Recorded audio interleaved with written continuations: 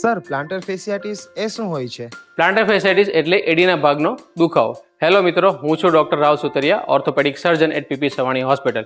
Planter fasciitis એટલે એડીના ભાગનો દુખાવો.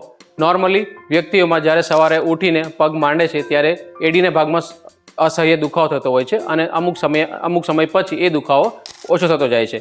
તો આ કન્ડિશન કયા લોકોમાં જોવા મળે છે? ખાસ કરીને જે લોકો લાંબા સમયથી ઊભા રહેતા હોય છે, જે લોકો સ્પોર્ટ સાથે સંકળાયેલા છે, એ લોકોમાં એડીમાં વારંવાર ઈજા થવાના કારણે સોજો આવી જતો હોય છે અને દુખાવો થાય છે. ઘણી વખત અનકમ્ફર્ટેબલ ચપ્પલ પહેરવાના કારણે અને વધુ પડતા વજનના કારણે પણ એ ભાગમાં સોજો રહેવાના કારણે પેશન્ટને પ્લાન્ટર ફેસાઇટિસ જેવી કન્ડિશન થતી હોય છે.